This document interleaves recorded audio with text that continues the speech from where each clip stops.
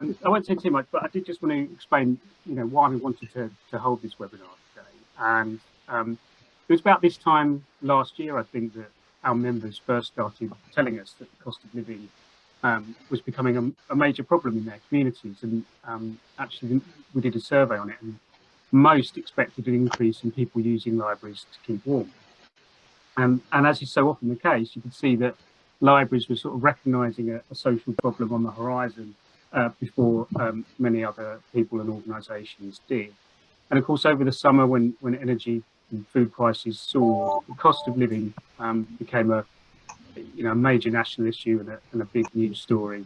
Much of that was down to Martin Lewis, of course, who I think coined the term warm banks, but actually libraries were really already on the case before he came along. And very quickly they sort of stepped up and started putting plans together to offer not just a warm space over the winter, but a range of other services as well. So social activities, hot drinks, children's entertainment, advice and information. They were distributing warm items, coats, food vouchers, running community pantries. And as libraries are so good at doing that, we're pulling in funding from different places and corporate sponsorship in some cases. And I think really importantly, working in partnership with other community organisations. So it could be charities, it could be other council departments, it could be churches. So really working in partnership to reach the most vulnerable. And I guess some of you are probably already thinking that libraries have always been warm spaces, and I think that is true, and it's something that libraries have always done. So really, a lot of this was building on the foundations that have been there for a long time. But I think it's probably fair to say that the scale was unlike anything we'd seen before. So as we head into the spring, and hopefully the urgent need for warm spaces will have passed, I think it's a good opportunity to reflect on what libraries have learned over the winter, and most importantly, really, how that can inform the services they provide in the future. We've got a really brilliant panel today, and we're really grateful to them for taking time to speak to us. I have a feeling I may have frozen. I may have frozen then. Hopefully I've unfrozen, but I was just saying how brilliant the panel were, and how grateful we are to them for joining us today. There will be time for questions, and I think probably the best thing to do with questions is, if you have one, just put them in the chat and put a queue before them so we can spot them, and I'll do my best to put them to the speakers at the end. And of course, do share your own experiences of running warm banks, warm spaces in the chat as well. So we're going to start with Sam Marshall, who's Operations Manager at Hampshire Libraries, and they've been doing some absolutely brilliant work this winter. And Sam is going to tell us all about that. So I'll hand over to Sam. Thank you.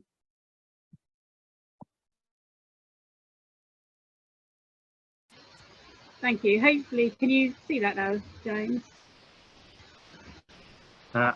It's just starting.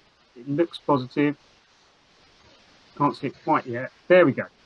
Okay, perfect. Thank you. Thanks, James. Thanks for the introduction. My name is Sam Marshall. I'm stepping in for Sharon Stewart-Smith today, who's out on visits. I'm the operational manager for public libraries in Hampshire County Council. So I'm going to follow on and probably say something very similar to what James has just said in his introduction, but to give you an outline of where we are at already in Hampshire libraries in terms of our warm and welcome. And following on from what James has said, is very much, we know that all libraries across the county are already offering warm welcome, safe spaces, but this has really given us an opportunity to highlight what we're doing. Hopefully, for sharing, I can't see this on one screen, I can see it, and on one I can't. So here we are in Hampshire in October in 2022. Every single library in each district of our county held warm welcome events. So these included the distribution of 800 warm bags, 3,000 food vouchers, which I'll come back to a little bit later.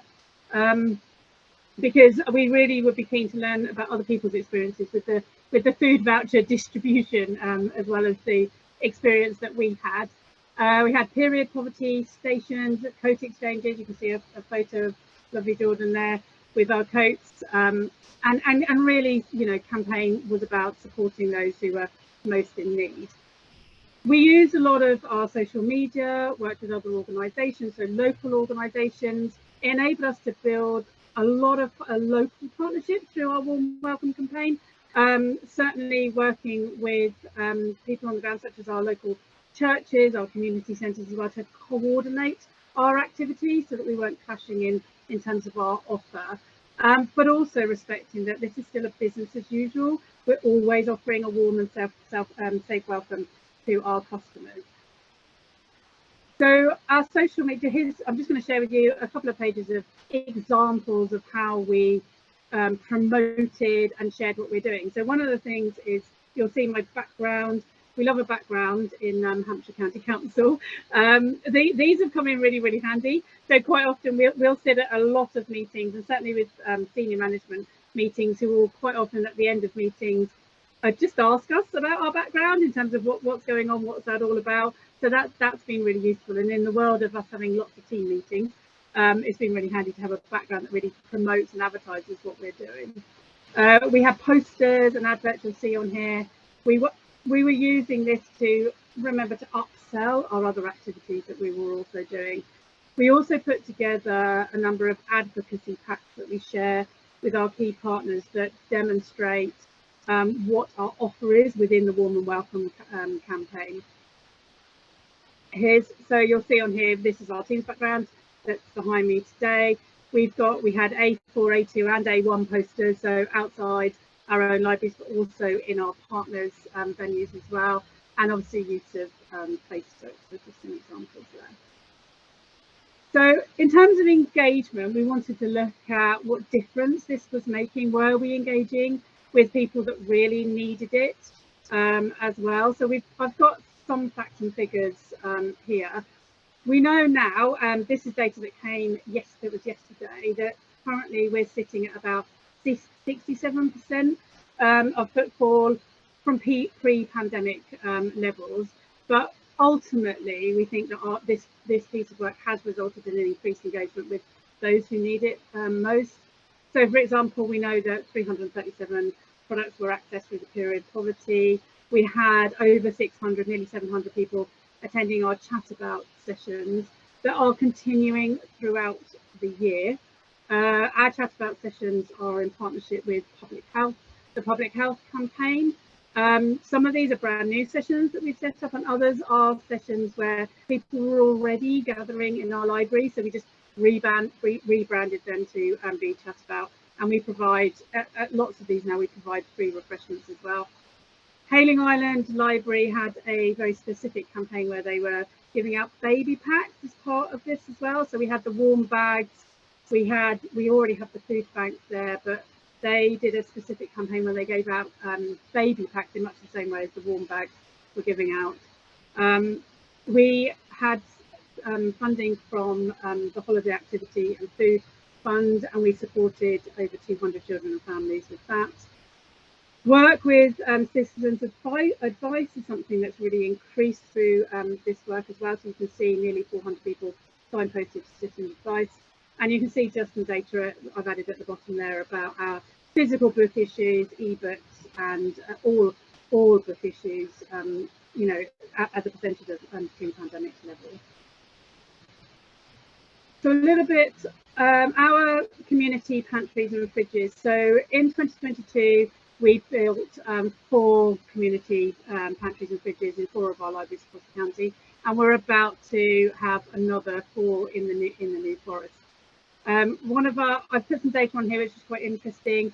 We've got a big, I'm sure as many people have, big climate change campaign, and we looked at food waste as well from our community fridge at Ringwood Library, and from the 9,311 visits in 2022, we know that we saved over 45,000 kilograms of food from waste. So we know how valuable though that is, not just for the people that can access the the food and the goods from there, but actually in terms of looking at food waste.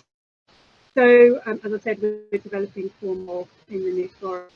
Hayling Island, which is the photo that you've got on the screen here, that's the food pantry, quite a large food pantry in Hayling Island. We've worked with them to set up an after school club. So the food pantry provides the food and the snacks for the children and families, and we provide, we've got some funding to provide some games. That's been really popular, and we get about 15 families every evening that it's on attending that. So that's another outcome, with many of those families saying to us they come here because it's warm, they haven't had to pay for their heating, stay at home with their children, and there's something to do after school, which is really great. Also at that library, by working with our food pantry, they've started the Chat About group, another coat exchange. I said about the warm pack of baby packs. And it's quite a small, although this space looks really big, the library itself is quite small. So the increase in visitor numbers by 25% is quite significant for Hayling Island, and we know that this is part of our Warm and Welcome campaign. Here's some of our feedback. I'll let you read that through for yourself. One of the significant things that we have noticed is the increase in rough sleepers and the homeless people coming into to warm up at the start of the day and not wanting to leave at the end of the day as well. We're going to start looking at how we can work further. We've started to enable our homeless community to leave their books in our library. So we have a shelf next to the reservation shelf ready, which is leave your book here, come back and read it the next day. Quite nice and simple, just so it doesn't get reshelved, and people can actually keep coming back and finishing their books. We're building our increased partnership working to support our homeless community as well. We have lots of comments, I'm sure, like most people do, about how coming into a library has saved their money from being at home in cold times.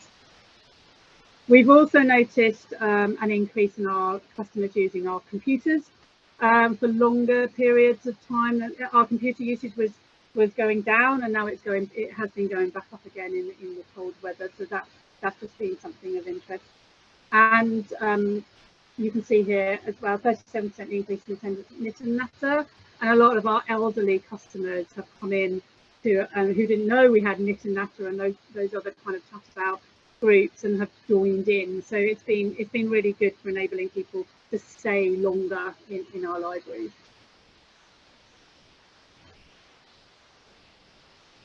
Okay, so planning for the future, what we'll do differently. As I hinted at the beginning, we're considering what we might do in terms of the giving out vouchers.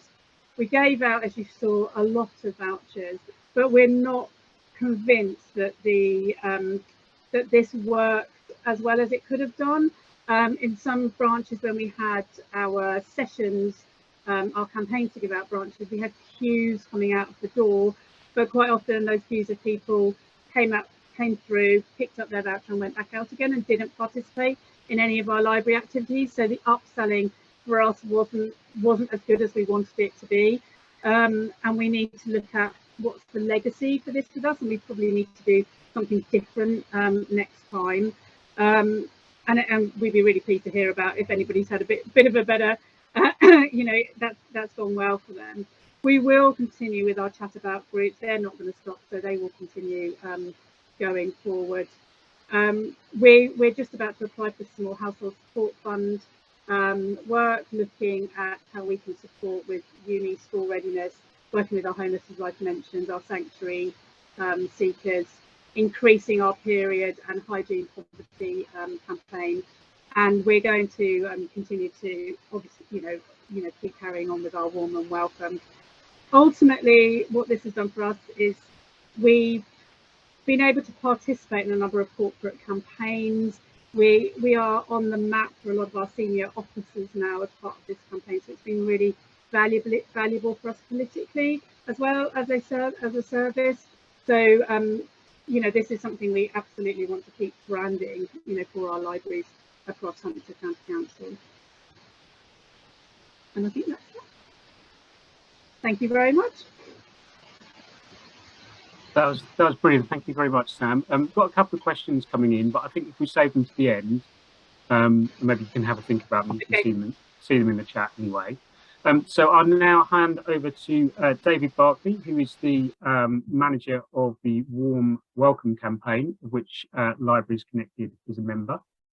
Are you there, David? Yes, can you hear me okay? It's good, yeah. Brilliant. Hi, everyone. A real pleasure to be with you today. Thank you so much for inviting me along. My name is David Barkley, and I work for an organization called the Good Faith Partnership. We're a social consultancy that helps different sectors work better together on big social issues. And so the Warm Welcome campaign, it's been my privilege to be involved in leading that over the last 6 to 9 months. And happy to share the story of what's happened and how libraries have played a really integral role in that. So it started last summer, the story of Warm Welcome. We had a meeting of national faith leaders to talk about the cost of living crisis. And we had the former Prime Minister, Gordon Brown, joining that meeting. And James mentioned Martin Lewis as being someone that was key in the public narrative, but you might also remember Gordon Brown talking a lot publicly last summer about the likely impact of energy price rises on families and lower income households. And that's what he did at that meeting. And one of the things that he mentions, as well as an incredibly rigorous analysis of the economics and finances of it all, as you would imagine, he shared with those faith leaders that he had heard from local authorities who were planning what he described at the time as train station waiting room style heated spaces for people. And I think everyone in that meeting room was just struck by that as a concept and how terrible that would be for families to have to spend time in a train station waiting room style space, and how, in fact, we could do so much better than that. And so out of that conversation emerged this, we could see lots of places locally starting to think about warm banks or warm hubs or whatever it might be. But we couldn't see anything nationally that was going to support and equip those organizations to do that well, and to share what they were doing with people. So we thought, well, maybe there's something that we can do there. And so we set up a website. We created this brand of Warm Welcome, which we chose deliberately because we hated the phrase a warm bank. And we thought this has got to be about more than just warmth. It's got to be about social connection and that sense of welcome as well. And we tried to amass a bit of a coalition, of which Libraries Connected were a really key early member and participant. And so we had a launch event that Isabel, Chief Executive of Libraries Connected, spoke at alongside Gordon Brown and various others. And we couldn't believe it because this was September last year. We had almost 1,000 people turn up to an evening webinar. And at that point, we were like, who's going to webinars in their free time? But what we saw was just this incredible surge of interest and support from communities all across the country. And that was the time when we thought, oh my goodness, this might be bigger than we imagined, because we created a map on our website so that warm welcome spaces could register with us. And we kept the bar very low. So if it was free to enter and it was going to be warm and it was going to be welcoming and it was going to be safe, then we said, you can join. So we set up that map, and we hoped that maybe we would get 1,000 organizations over the course of the winter to make that national map really worthwhile. And we hit 1,000, I think, within 2 weeks of launching that. And we've now got over 4,300 spaces that are live on the map. So it's been bigger and wider than we ever really imagined. And it's been an enormous kind of team effort from loads of different organizations to shape that and then to build on that platform. Initially we thought we'll have a website, we'll have some resources for spaces, we'll have a map.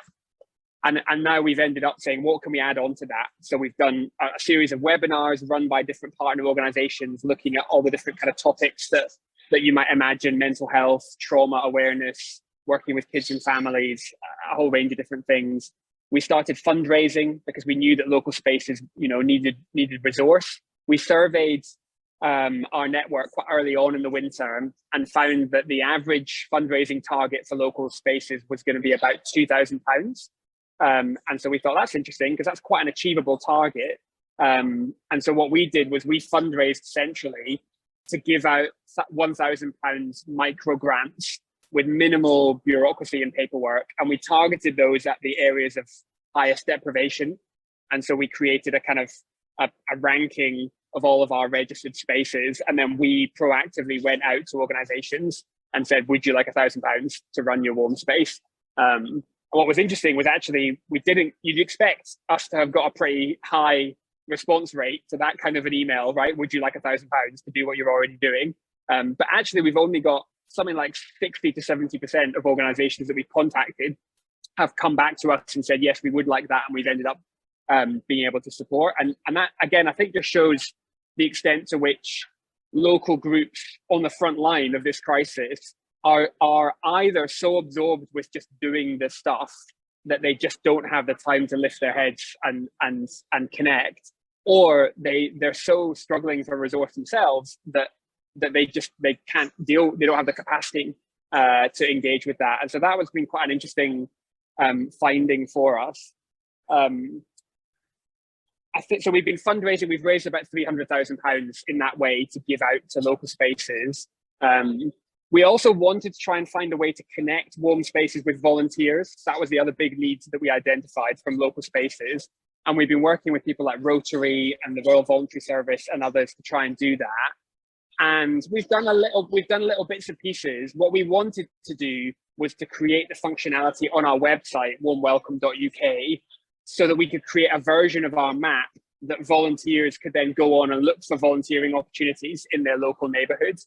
And we weren't quite able to do that this winter. We were just a little bit too late to the party to make that work practically. But we're very much thinking about how could we do that for the future, so that when warm spaces register with us, perhaps for next winter, then we ask them, would you like volunteers to be signposted to you? And then we could create that version of the map. And then people who want to volunteer can go in that direction, because I think there's an enormous opportunity there. The kind of volunteering roles and opportunities that are available in warm spaces are multiple and varied. And obviously there's lots of organizations that have access to potential volunteers. And I think if we can make that link, that could be a really exciting feature of the work going forward. The final thing that we've tried to do through the Warm Welcome campaign, and again, we've developed that over the course of the winter, is to connect spaces up as much as possible, particularly to start to try and build capacity to tackle some of the underlying issues. We've always said within Warm Welcome, we don't just want to be a sticking plaster, and we don't want to have the same story that happened with food banks, where we just, as a country, just normalize the idea that low-income households have to go to warm spaces every winter in order to be able to survive, or have even the most basic level of avoiding destitution. And so we want to create within the Warm Welcome network the capacity for some of those voices and those lived experiences of those deeper structural issues to be heard and to be a catalyst for change. And so we've started a bit of a pilot project with a few different areas where we're looking to do that. And we're doing a kind of listening campaign to try and understand what are some of those deeper issues that people are facing. Is it, about insulation in their homes or damp and mold? Is it about energy companies forcibly installing prepayment meters? Is it about challenges with the benefit system? Is it about low pay? It's going to be all of these things, of course, but how does that look and feel? Is it just about social isolation? One of the things that we're really noticing is people come, we're going to be talking about this in a second, people come for the warmth perhaps, but they stay for the social connection and the friendships that they make there. And how do we build that more intentionally into the future of our work? So that's been a really interesting process, and we're at the early stages of that, but I think it's worth keeping an eye on. We've also started noticing a really crucial role that we've seen people playing at a local level to coordinate warm spaces. Often that's been done to some extent by the local authority, but also we've seen people playing that role from a civil society perspective, connecting up libraries and churches and community groups and others. And we see enormous value in that role, added value, partly in recruiting more spaces, partly in helping spaces to be more coordinated in terms of their opening hours, but also in creating networks at a local level that can then form really interesting partnerships. So I heard a story the other day about Carlisle. Someone was coordinating the warm spaces in Carlisle, and that enabled them to partner with the Cats and Dogs Trust, which is a charity. And they were then able to go into the warm spaces and offer free pet food for people that might be struggling to feed their pets in the, because of the cost of living crisis. And surprise, surprise, that was enormously popular, and became a real lifeline for people. And you can just imagine that, can't you? That if you're really struggling to pay the bills and really struggling to be able to feed your pets, if there's an option, like someone that can help you to do that, you're gonna be beating down the door, aren't you, to go and try and access that. So I think those kind of creative partnerships have been a really interesting feature, and some of the coordinating capacity that can unlock those partnerships feels to me really crucial. So we're coming to the end of the winter, of course, and as a national initiative, we are looking to learn from what's happened. We've just had an impact evaluation survey that has just closed. We had almost 1,000 spaces respond to that survey. So we're kind of currently in the process of crunching the numbers and looking at the data and what we could learn. And we'll be sharing that in the next month or so. And then we're talking to all kinds of partners, including libraries, but also thinking about funders, thinking about government, thinking about business and the role that businesses have played, so that we can really start to think about what does this mean for the future, and how do we create a warm space infrastructure that can support local organizations to learn from and to build on the work that's happened.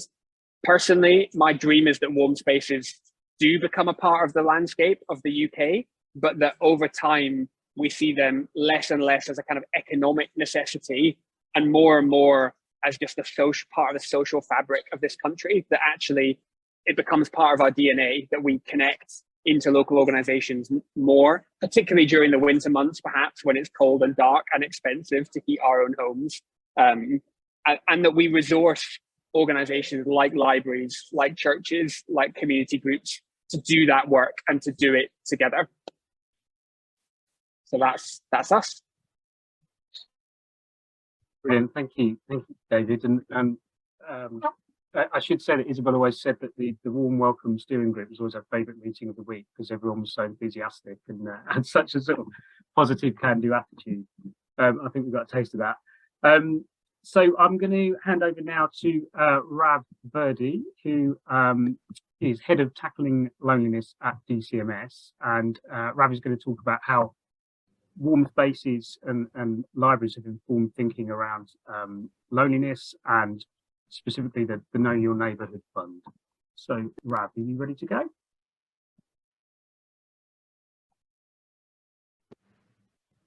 Thanks, James. Hi, everyone. Can you hear me? Yeah, great. Hi, thanks for having me here today. I'm Rav Verdi. I'm head of tackling loneliness at DCMS, in a volunteering and tackling loneliness team. So really recognising the links between those two. We're in the part of the department that deals with our relationships with the civil society sector. So clearly strong links across communities there. And I'd like to talk to you about our work on tackling loneliness, but also how we've thought about warm spaces over kind of recent months and how it's informing our work going on.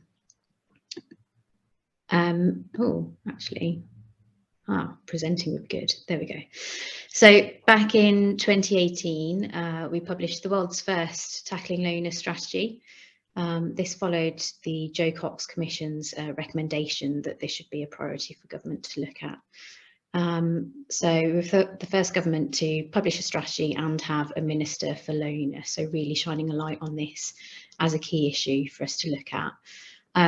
That graphic essentially sums up some of the key moments which are likely to trigger feelings of loneliness. And some of the key ones are around bereavement, being a new parent, moving somewhere new, moving jobs, for young people around kind of transitions to different schools and bullying. So there are lots of kind of key points throughout your life that might trigger loneliness. And we recognise that loneliness is somewhat a kind of a feeling that, you know, we can come to expect at certain moments. Hopefully we transition out of them quite soon. But where it's an issue is where it's chronic loneliness, so someone feels lonely always or often. And we see really negative impacts on both physical and mental health, on education outcomes, on employment outcomes. It's really far reaching. So we're taking a cross-government approach to tackling loneliness, because also there's no one area of life that can impact on loneliness. It's kind of all across the board. So it's in schools, it's in work, it's within communities, it's through transport. Can you get to activities? It's through even architecture and planning. You know, how are our neighbourhoods configured in a way that either promote or prevent social connections? So we're taking a really broad look at it and working across government to tackle it. Within our strategy, we've got 3 key focus areas that we apply across our work. And those 3 objectives continue to guide the work today as well. So the first is around reducing the stigma around loneliness through a national conversation. So we have comms and campaigns. We've just this week closed our campaign for this year, Lift Someone Out of Loneliness, with a focus on young people aged 16 to 35, because they're actually the most likely kind of group to say that they feel chronically lonely. Our second objective is around driving lasting shift. So this is still a relatively new area for government to be looking at, even if communities have been working on this in some form for a while. But we're really looking to embed consideration of loneliness across policy making, but also across different sectors and delivery, to make sure that we're all thinking about how we can promote social connection through the work that we deliver. And then the third is to play our part in improving the evidence base on loneliness, so that we're making a compelling case for government action, but also providing others with the information that they need around, for instance, who is most likely to be impacted by loneliness and chronic loneliness, and what can help to tackle it as well. So last year we started developing a programme that came to be known as the Know Your Neighbourhood Fund. And this is plugging into the work on levelling up and the Levelling Up white paper, where we really wanted to think about how we could work with disadvantaged areas to both open up access to volunteering and tackle loneliness. As I mentioned, I'm part of the volunteering and tackling loneliness team, so it made sense for us to take a combined approach. But we do see that disadvantaged areas are sorry, both less likely to have higher rates of volunteering, so people are missing out on those wellbeing benefits, and those areas are more likely to have high rates of chronic loneliness. So we've taken a focus on 27 areas across England, and we're investing up to £30 million to deliver in those 27 communities. So we've got a range of delivery partners. Libraries Connected are one of them, through Arts Council England, and we're also working with museums, creative arts organisations, and UK community foundations, and the National Lottery Community Fund are also a key partner in this work, delivering their own aligned funding. But the Libraries Connected portion is just under £2.5 million that's going to be distributed to libraries in those 27 areas, and that will be to engage additional volunteers and host activities. And we started developing this fund last summer, so focusing on the Levelling Up agenda, thinking about how we could improve wellbeing and pride in place through the work that we were doing. But obviously, as we were developing this, the cost of living crisis came to the fore. So we really wanted to make sure that we were leaving it as open as possible for those delivery organisations to get the funding to the organisations that needed it for the purposes that were of a priority. So things like warm spaces is definitely within the remit, and we really want to use this fund to learn what works. So while the focus of a warm space might be to provide that warm space for people to have access to heating while costs are so high, there's also an opportunity to bring people in, perhaps to a place that they haven't been in before or haven't accessed very much before, and really think about forming social connections, perhaps even as a byproduct of that. So we'll be evaluating that fund and be sharing learning kind of throughout the course of it. But I just wanted to finish with some of the kind of, not quite tips, but some of the things that we've learned through loneliness interventions that I think read across to work on warm spaces. And the key thing is creating a warm welcome. How do you bring people into that space in the first place? So I think something that can help is thinking about specific groups that you want to target. So for chronic loneliness, we see that the groups that are most at risk, so most likely to say that they feel lonely often or always, are young people, people with disabilities or long-term health conditions, the financial aspects, so people in the lowest income quintile or those who are unemployed, people who identify as LGBT, those who live alone or have recently moved, and as I mentioned at the start, kind of times of transition or trigger points, so becoming new parent or bereavement. And some other lessons that we've learned generally across the loneliness space are around language. It's really helpful to focus on the positives, so social connection rather than the negatives of loneliness. That really helps bring people in and again helps to kind of get past the stigma that some people might feel around loneliness.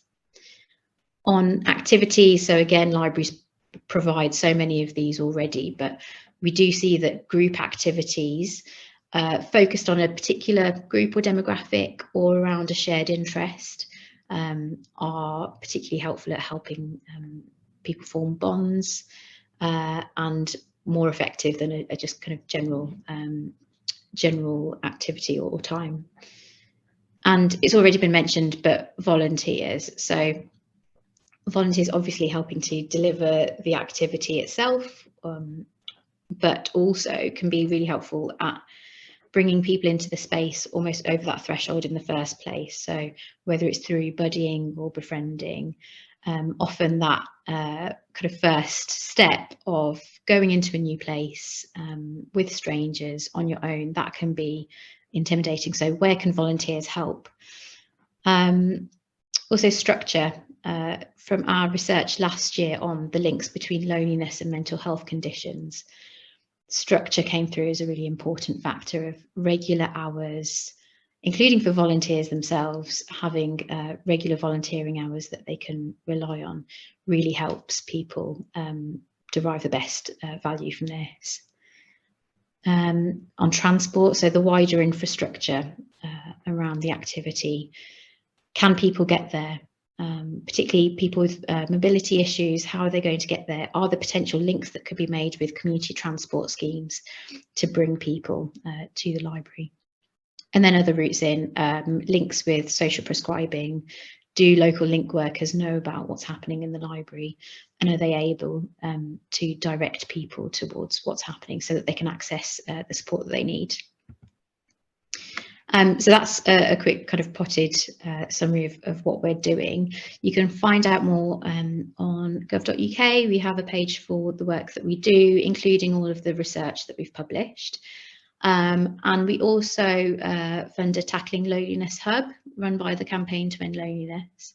And it's a really useful place for people to connect, share resources, learn from other people. David actually presented on a session on warm spaces, I think a couple of months ago. So it's a really helpful place to learn from others and share your experiences. So I would encourage people to join there. Thank you. Thanks so much. That was really, really interesting, especially those tips at the end.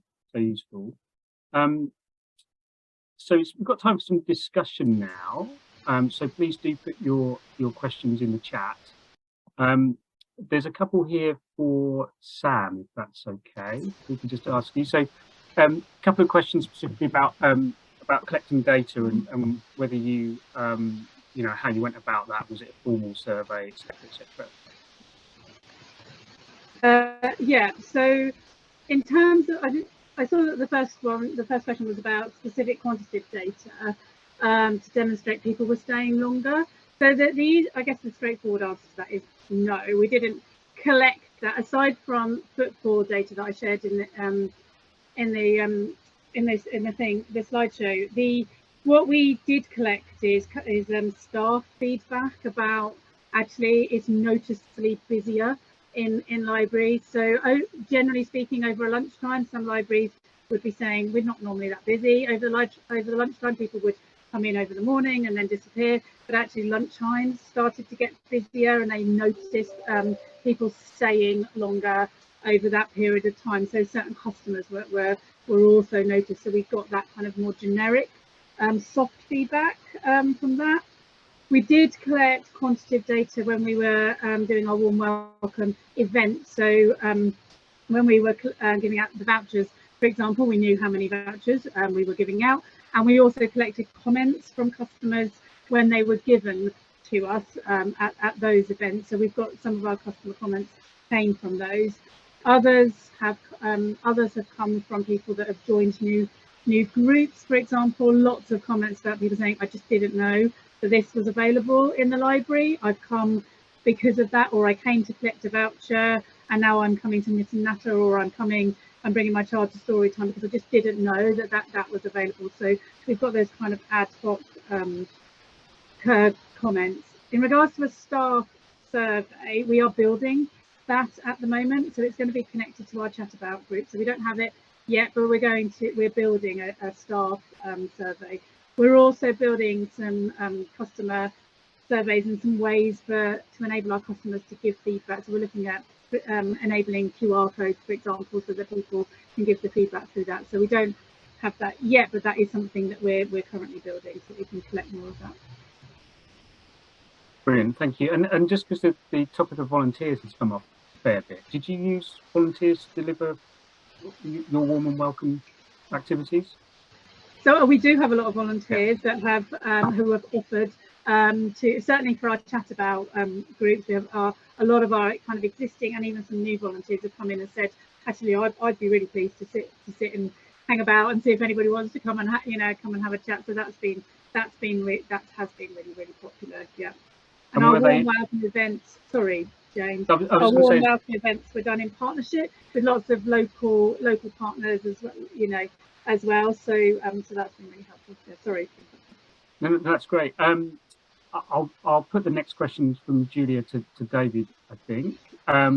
So it's one of the speakers' experience of working with or building links with the voluntary community faith sector, and how you're going to maintain these when the weather is warmer and the Warm Spaces campaign is winding down. I suppose there's a question there of what are these spaces going to wind down and how that works. And I guess there's one question I had as well is, are you thinking about possibly call banks in the summer?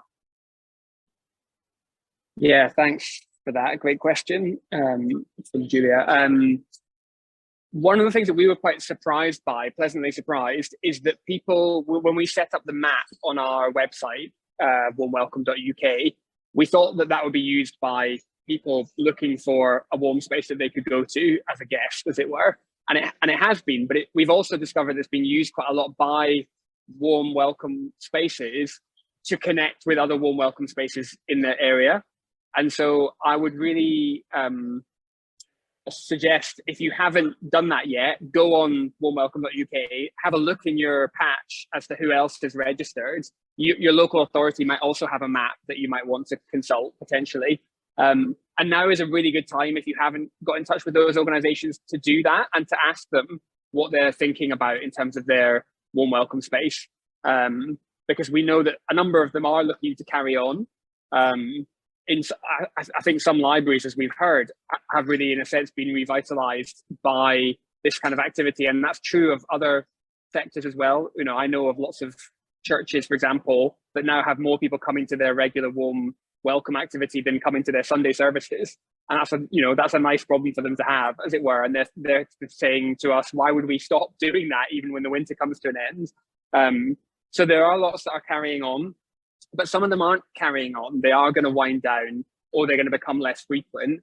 And that's a great opportunity, I think, for you to approach those organizations and say, look, if you've got volunteers that might want to carry on in some form, do you want to pass them our way? Because we might have things going on that they could get involved in, and it would be a very similar kind of experience for them, or whatever. So you can, I think now is a really good time to try and have that conversation. And in terms of cool spaces, so what we're going to do as a national campaign is change gears and say, we are going to change what we're doing and focus on signposting local spaces to other organizations that can support them during the spring and summer, so that we've got the space to think about what we might do next winter. And so if that kind of cool space thing does really look like it might take off, there was a bit of that last summer, then we'll talk to partners about who might be best placed to support organizations to do that. Thanks, David. Actually, Caroline is making a good point that London already has a sort of cool spaces scheme. I think it's run by the mayor, actually, in his office, is it? And I know several library services already on that. So it's and I think the map is sort of up and running, so you can go and have a look at that.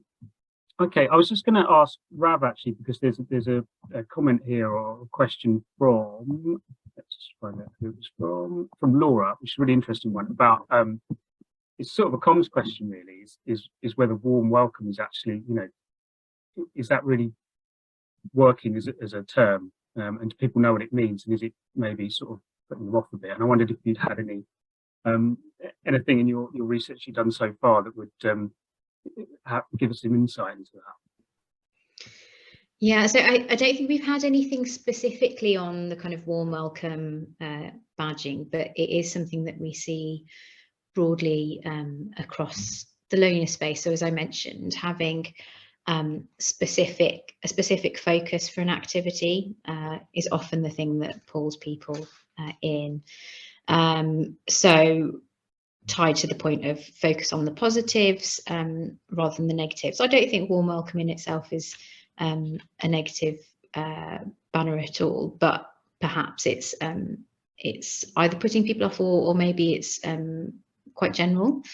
Whereas if you have something that provides a specific hook, like the thing that is the shared interest, or something that is specifically for new parents, then that's what could speak to people more and provide that additional impetus for people to come and join something new. When people are particularly chronically lonely, it's additionally hard to kind of make that step and go to that new place or try that new group. And as a massive generalization, but we do see kind of across loneliness and kind of volunteering activities, particularly for men, they're more likely to come to something that is around an activity or an interest rather than a general group as well. So it's all about thinking, who are you trying to bring in, who are you targeting, and what will speak to them. Brilliant, thank you, Rav. David, did you want to come back on that? Yeah, just on that one, what we've noticed, at least anecdotally, is that those warm welcome spaces which are just advertising themselves as that come into our warm welcome space without any kind of other activity or reason for people being there do get lower take up, because there is that stigma. We've talked a lot in the campaign about how do we try and break down any possible stigma that might be associated. And so I do think some places have used the brand more as a kind of in the background, and they've focused on the activity, the community meal, the whatever it might be. I also noticed in the chat, I think it was Jeff, talked about having a kind of real focus on after school, which I think is again, anecdotally has been incredibly successful. I know of a number of warm welcome spaces that focus their activities on after school, a place for parents to come and you know, a safe place for their kids to play, for the parents to chat with their friends. I think often they'll provide a hot meal for the kids, and for parents, you can just see that's an absolute winner as an offer during the course of the winter. So it's not a surprise that those warm spaces have been incredibly popular and really built and developed a sense of community. So I think, as Rav was saying, thinking carefully about who are we trying to attract here. You can do something general and that's fine, but also thinking about what specific things might work for specific groups, I think is a really smart idea. Thanks, David. There's a question here. I don't know, Sam, if you would be able to help with this, but it's from Natalie, who says that you've been approached by people who want to make donations towards the warm spaces, and how you deal with that as a council service. Has that come up for you, Sam? It's not come up specifically to do with warm spaces, but we do accept donations in our libraries. So that is something we would accept. Generally speaking, I think if something like that did come up in Hampshire, we would quite happily take, have the donation and perhaps put it towards refreshments or something like that. We do use donations to purchase things in our libraries, so we've not had that specific donation request made to us, but yeah, we would definitely look at accepting it and using it towards something. Brilliant, thanks, Sam. Any other questions? We've got a couple of minutes left. There was a question, James, about building links with voluntary, community and faith sectors and maintaining these relationships. So I'd just say from Hampshire, we've through this campaign, we've actually built greater links with those sectors, which has enabled us to coordinate our activities, to signpost to other activities as well. But so for example, churches that are up the road from our libraries, where we know they've got groups on. There's been a particular connection with our Library of Sanctuary work actually, and people coming in to be a safe space in our libraries, but also us to be able to signpost when we're closed and other buildings are open. So that partnership work has become really valuable to us actually, and something we absolutely envisage continuing with as well.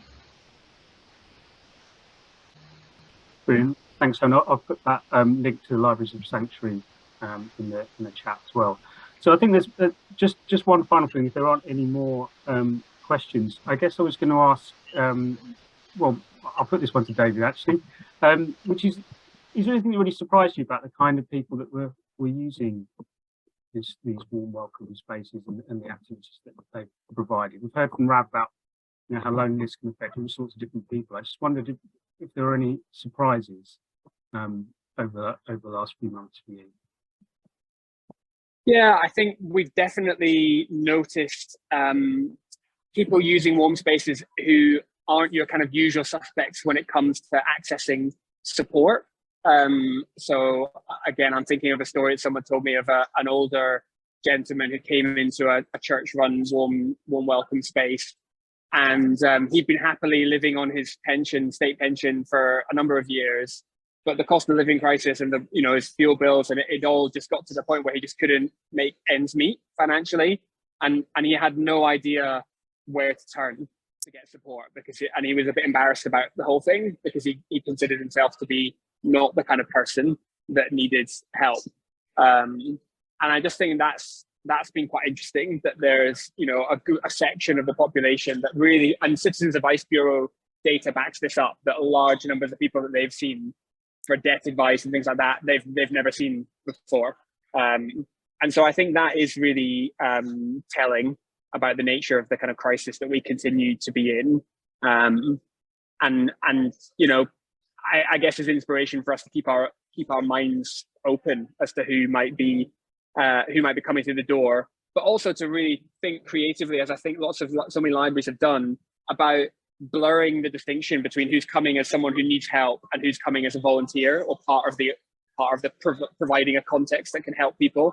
That's one of the things I really love about warm spaces as a concept, is that there doesn't have to be this really sharp distinction between the helpers and the helped, but actually this can become collectively owned and shaped spaces that provide a network where we say, actually, we all need help sometimes, and we all need public spaces where we can connect and belong.